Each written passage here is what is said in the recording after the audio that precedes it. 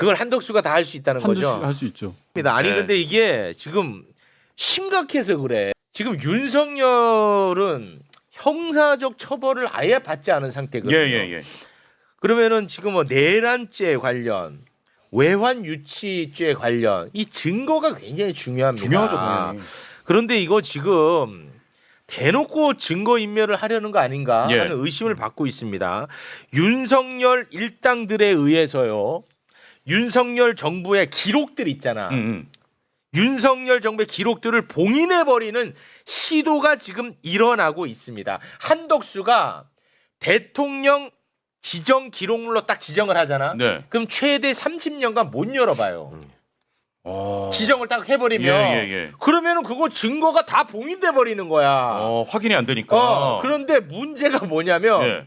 원래 대통령 기록 관장이 있거든. 근데 이 사람은 임기가 남아 있어. 예. 근데 지금 이 사람을 교체를 하려고 해. 근데 누구로 교체를 하냐? 대통령실에서 근무한 직원으로 교체를 하련다는 의혹이 있습니다. 심지어 그 대통령실 직원이 누구냐? 예. 이명박 박근혜 정부에서 대통령실 기록과 관련해서 은폐 의혹이 있는 사람. 맞죠? 정확합니다. 이 정확해서 될 일이 아니라니까. 심각합니다. 이게 뭐냐면 제가 좀 보충 설명을 드려야 되는데 네. 대통령실에서 만든 모든 기록은 보관을 해야 됩니다. 네. 국가기록물법에 그렇습니다. 근데 두 가지 기록물로 나뉘는데 하나는 일반 기록. 일반 기록은 일반인들이 언제든지 열람할 수 있는 겁니다. 요청을 하면. 예. 또 다른 하나는 지정 기록. 지정 기록. 지정 기록은 비밀을 지정하는 겁니다. 말 그대로 비밀을 지정했다. 네. 그래서 15년, 20년, 최장 30년까지 볼 수가 없어요. 보려면 영장이 필요한 겁니다. 고등법원장의 영장, 예. 그리고 국회 3분의 2 이상의 동의가 있을 때만이 볼 수가 있습니다. 와, 쉽지 이게 않네. 쉽지 않죠. 네. 그래서 지난 박근혜 대통령 탄핵 때도 마찬가지였지만 지금도 그 수법을 쓰려고 하는 게 대통령 기록관장을 임명하고 한덕수를 통해서 모든 기록을 봉인해버리는 거예요. 못 보게. 그럼 이게 어떤 문제가 있냐면 국정원의 연속성장이라는 게 완전히 무너져 버려요. 그것도 단절되겠네요. 볼 수가 없잖아요. 예를 들어서 네. 지금 트럼프하고 막 관세 전쟁을 하는데 어디까지 돼 있는지에 대한 기록을 확보해야 되는 거잖아요. 못 보는 거예요. 이거. 그러네. 아예.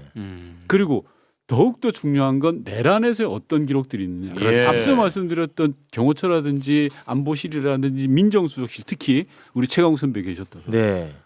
못 보는 거예요. 기록을 묶어버리면. 박근혜 때도 세월호 봉인해 버렸거든요. 네. 세월호 관련해서. 그거 보는데 한참 걸렸습니다. 결국 법원 통해서 받고 그랬단 말입니다. 그런데 더 심각한 문제는 그 대통령 기록 관장을 앞서 말씀드린 것처럼 이전 정부에서 아주 못된 짓을 해서 징계 비슷한 걸 받았던 자입니다. 그런 사람을 또 시키나는 거예요. 근데 기록 관장 임기가 얼마냐? 5년이에요. 예. 와, 앞으로 차기 정부가 들어서더라도 어쩔 도리가 없는 도리가 거예요. 없는 거야. 예. 그러니까 도처에 이제 그 본인들의 범죄를 가리기 위한 알박기 인사를 지금 계속 하잖아요. 네. 근데 이거 또 하나 놓치지 말아야 될 문제가 박근혜 때는 탄핵이 이루어지는 과정에서 그 청와대 직원들이 그냥 손 놓고 다 나자빠져 있었기 때문에 출근만 했지. 나중에 우리가 인수해서 들어갔을 때 그 뭐 캐비넷 뒤에 넘어가 있던 서류 막 이런 것들이 대거 발견되고 막 그랬잖아요. 네, 맞습니다. 얘들이 그걸 한번 경험을 해봐가지고 더 꼼꼼하게 이번에는 또 하는구나. 꼼꼼하게 이제 그걸 또 찾아내가지고 이제 봉인하는 이거를 지금 준비하고 있다는 거예요. 심각합니다, 그러니 이거 정말 진짜. 이게 이제 15년이 원래 기본이고 비공개 시한이 사생활에 관련된 부분이 30년이거든. 그거는 무조건 밝혀야 되거든요. 네. 근데 이제 사생활이 사실은 윤석열, 김건희는 다 사생활이지. 맞습니다. 거기서 공적인 일을 한 게 없잖아. 없어. 그러니까 이게 지금. 예, 그게 이제 골치 아픈 겁니다. 30년 복인됩니다. 심각합니다. 아니 근데 이게 지금 심각해서 그래. 맞아요. 하나하나 사안별로 지금 다 심각해서 그렇습니다. 특히 기록물은 조금 전에 우리가 봤던 경호처의 주관하에 벌어졌던 송별 파티, 송별 잔치 출입 기록들 다 남아 있는 거거든요. 네. 그런 게 기록입니다. 쉽게 말하면. 네. 그런 거 이제 다음을 봉인한다는 거죠. 보는 겁니다. 아예. 아이고. 쉽게 말하면. 그걸 한덕수가 다 할 수 있다는 거죠. 할수 있죠. 그리고 그걸 기록관장을 통해서 지시를 내릴 거고. 그리고 최강욱 선배 말씀하셨던 것처럼 지금 들리는 소문에는 모든 걸 없앤다라는 거거든요. 모든 걸. 모든 걸 다. 단 하나 1점의 기록 남기지 않고 없애고 지정 기록으로 묶어두겠다. 너무 근데 심각하다. 이게 이제 이 대통령 지정 기록물이나 이런 것과 관련해서 이 여러 논란이 있는데 이 윤석열 정부에서는 아예 기록관에다가 사무실을 차려놓고 이것들이 상시적으로 가가지고 이제 문재인 정부의 기록을 열람한다는 얘기를 우리가 들었잖아요. 그런 거는 또 이제 고등법원 부장판사가 원래 영장을 발부해줘야지 할 수 있거든요. 네. 근데 그거를 또 무시로 이제 이 대통령 기록관에 애초에 만들어진 취지, 대통령 기록물의 취지 이런 것들을 다 무시하고, 그러니까 이제 진짜로 확인해서 처벌해야 될 범죄 같은 게 있을 수 있죠. 근데 얘들이 했던 짓은 대표적으로 생각하시는 게 옛날에 NLL 네. 대화록, 네. 이거 정상간, 그러니까 남북 정상간의 얘기를 그걸 어거지를 써가지고 결국은 나중에는 이제 뭐 사과한다고 어쩌고 대충 넘어갔지만 네. 그거를 이제 다 열람하고 공개를 하게 해버렸단 말이에요. 네. 근데 이게 그 과정에서 역시 또 이렇게 저기 뭐 그 법비들이 여러 가지 이제 법적인 장난을 치거든. 아. 이거를 이제 그냥 열어버리게 하려고 그리고 이제 합법성을 부여해주고 그 중에 이제 결정적인 것 중에 하나가 이 NLL 대화록이나 이런 것들은 국가안보나 이런 차원에서 보존돼야 될 보호돼야 될 기록을 공개하면 안 된다. 네. 이런 청구를 한 적이 있어요. 네. 법원에다가. 네. 어찌 보면 마지막 수단으로 이거는 이러면 안 되는 거 아니냐라고 법원으로 간 거잖아. 네. 해야 된다. 그거 공개하는 게 정당하다라는 판결을 한 사람이 누구예요? 함상훈이야.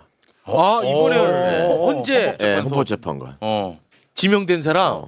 그분 대진운이 좋아. 이 함상훈이도 이런 장면에서 등장하는 대목이 꽤 있어요. 아, 그래요? 지금 하나씩 나오고 있지만 와, 이거는 그래. 또 모르고 계시는 것 같아 지금 얘기를 하는 게 뭐 2,400원 횡령 뭐 이런 거 나왔잖아. 예, 네, 버스 기사. 근데 이제 이런 식의 행동을 하는 것만 봐도 아니 그 버스 기사는 900원만 횡령해도 해고되는데 그보다 훨씬 더 많은 권한이 있는 훨씬 더 많은 책임이 있는 국무위원들은 어떻게 이렇게 파면이 어려워요? 그러니까요. 글쎄 말입니다. 재벌들은 뭐 몇백억씩 해먹어도 다 풀어주잖아요. 그러니까요. 이게 나라 꼴이 진짜 엉망입니다.